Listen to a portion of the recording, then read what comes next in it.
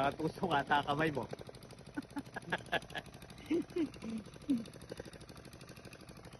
Palubog na naman ang araw. Magkakargaan pa rin tayo.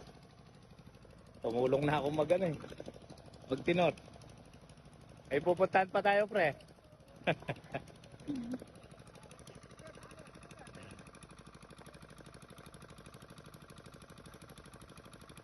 Yan. Importante mapwesto yung ano natin.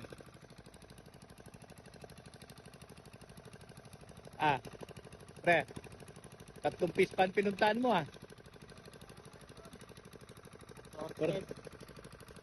Importante ma-solve yung karga, no? Para hindi maalanganin yung biyahe din.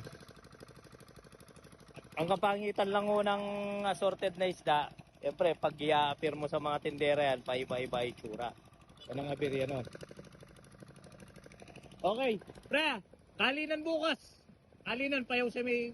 Sige. Ayun, na-solve na siya. Tininor kamay yung karga nun.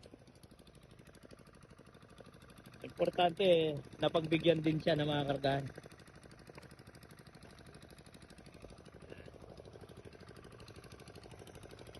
Ano to, pre? Pabuksan mo nga. Tingnan natin. Di sawa yan. Magawak ata. Yawak daw.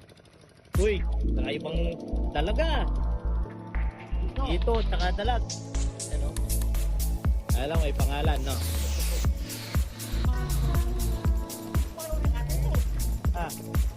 Hindi sa'yo yan. Hindi sa'yo. Okay.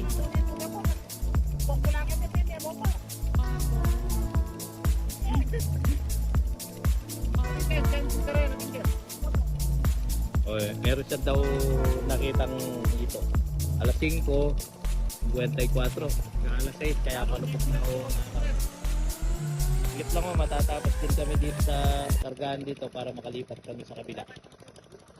At tinuro ako na, sakit din sa kamay Tinenor namin yung malalaki, ayaw ng buyer natin.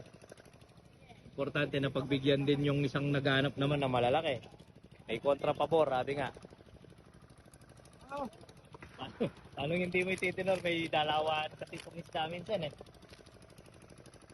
No, yung pag-oversize yung isda, ayan, inumura din. At inaayawan din, sabi nga. Okay. Tapos na kami at lilipat pa kami para mag-solve sa kabilang harvest. Okay.